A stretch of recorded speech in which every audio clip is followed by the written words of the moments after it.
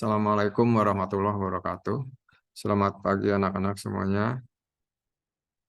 Untuk hari ini kita akan mempelajari atau kalian akan belajar mengenai algoritma pemrograman yang ada pada mata pelajaran informatika.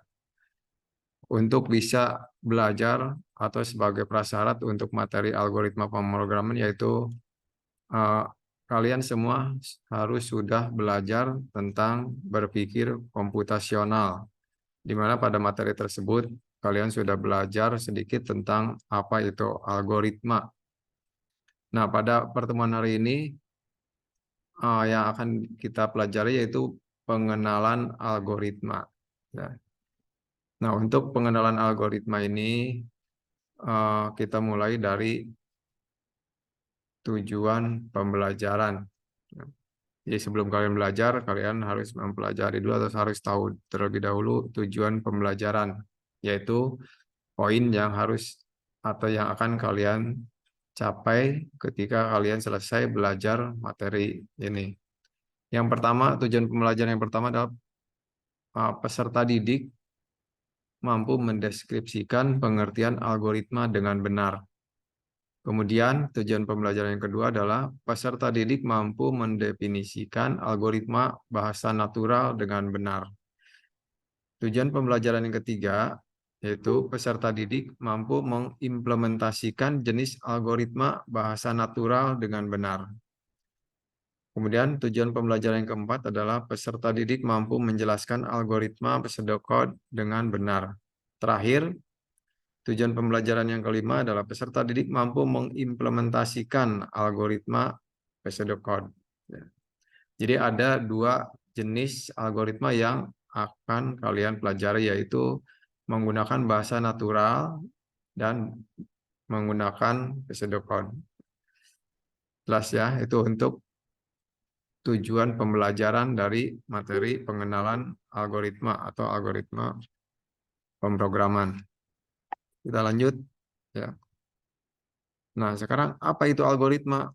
Sebelum kita masuk ke dua jenis tadi, kita harus tahu terlebih dahulu apa itu algoritma.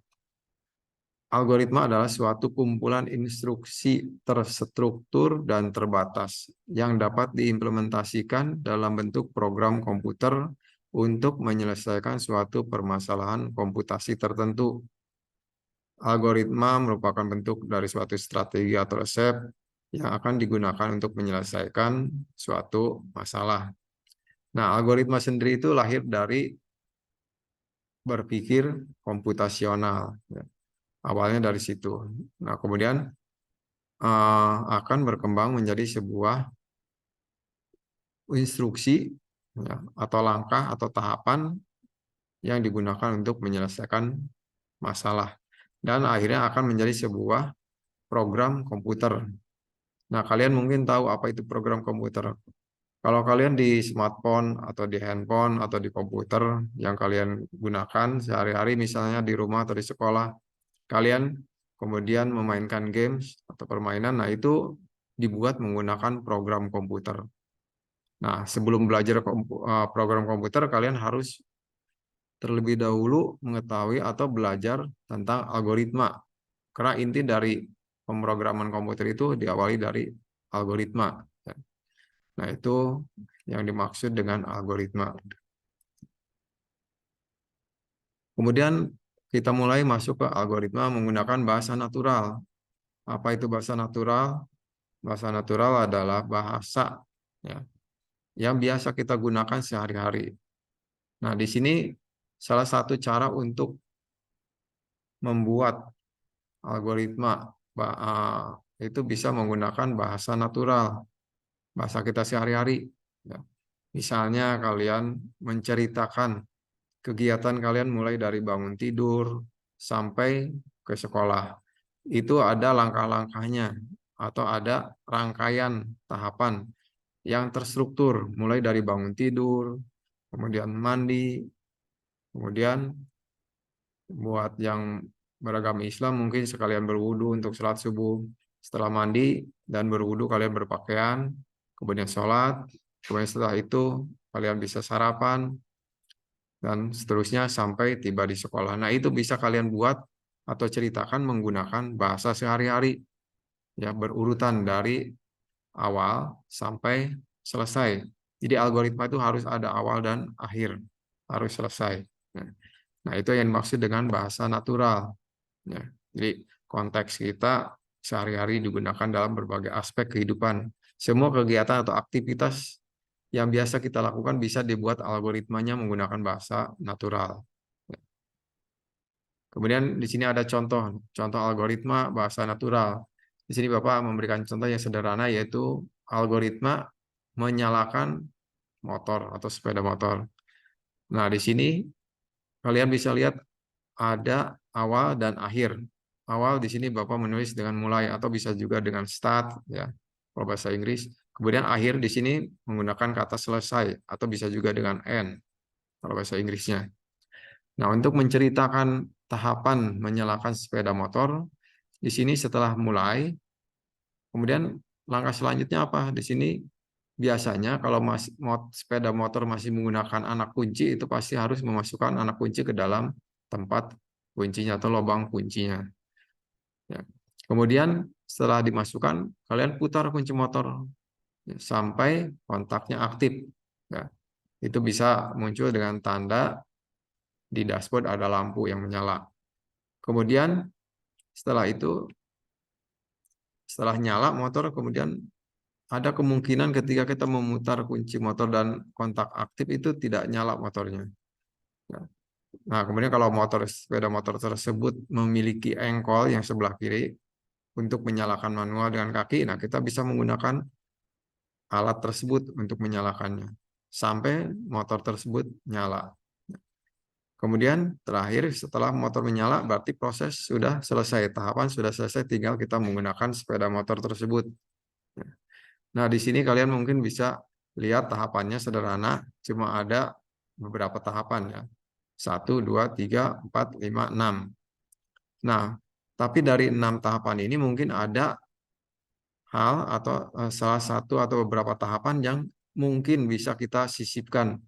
Misalnya ketika kita menyalakan sepeda motor, ya, menekan tombol starter misalkan, kemudian tidak menyala, itu kemungkinan kan ada beberapa. Misalnya kita bisa mengecek kondisi atau keadaan bahan bakarnya, apakah masih cukup atau sudah habis. Jadi ketika motor tidak menyala, mungkin bisa jadi bahan bakarnya sudah habis. Nah, itu berarti bisa ditambahkan di sini ada pertanyaan atau kondisi yang harus terpenuhi. Apakah bahan bakar masih ada? Jika ada, berarti lanjut ke tahap berikutnya untuk menyalakan dengan engkol tadi. Nah, itu hanya contoh kalau ada kondisi tertentu yang harus terpenuhi. Nah, kemudian kita lanjut ke jenis yang kedua, yaitu pseudocode. Nah, kalau tadi pada bahasa natural digunakan bahasa sehari-hari, nah pada jenis pseudocode itu sudah menggunakan bahasa deskripsi yang biasa digunakan oleh programmer dan pengembang perangkat lunak. Programmer itu orang yang biasa membuat program. Ya. Nah, di sini biasa digunakan untuk merinci langkah-langkah dan logika suatu algoritma secara kasar, ya, tanpa terkait dengan bahasa pemrograman tertentu, karena banyak bahasa pemrograman itu yang biasa digunakan, misalnya bahasa C, C++, C Sharp, ya, kemudian PHP, Java, dan lain-lain. Nah, ini untuk bahasa pseudocode ini tidak terkait dengan salah satu bahasa tadi. Ya. Jadi dia hanya kode aja, berupa kode atau apa namanya, deskripsi, ya. Nah, di sini digunakan untuk menggambarkan, ya, atau merinci langkah-langkah dari suatu algoritma. Nah, di sini ininya tampilannya atau tulisannya hampir seperti kode, bukan seperti bahasa sehari-hari. Nah, di sini Bapak kasih contoh untuk pseudocode, yaitu untuk menjumlahkan dua bilangan, ya. Nanti di sini ada urutannya atau tahapannya. Di sini Bapak menggunakan tahapan awal, titik awal, yaitu dengan kata start atau kode start. Start itu mulai dan terakhir end itu selesai. Nah, pertama di sini ada tulisan input bilangan 1. Input ini adalah untuk menerima, ya, isi dari variabel ini, variabel bilangan, bilangan satu. Nah, kalian mungkin sudah tahu apa itu variabel ya. Ada variabel, ada konstanta, konstanta. Kalau variabel itu nilainya bisa berubah-ubah. Kalau konstanta nilainya tetap. Misalkan kalau kita menghitung luas lingkaran itu ada sebuah konstanta yaitu misalkan V ya. Nilainya tetap 3,14. Nah, kalau di sini variabel bilangan itu nilainya bisa berapa aja sesuai dengan yang kita akan input. Nah, input ini berarti perintah untuk memasukkan nilai variabel. Nah, di sini ada dua variabel, bilangan satu dan bilangan dua. Ini di input. Ini yang akan kita jumlahkan menggunakan rumus di sini bilangan satu ditambah bilangan dua. Hasil perhitungannya disimpan di variabel hasil. Kemudian untuk menampilkannya, ini ada perintah output. Kalau input tadi untuk perintah memasukkan nilai variabel, kalau output untuk menampilkan atau mengeluarkan nilai dari variabel. Variabel yang ditampilkan di sini adalah hasil.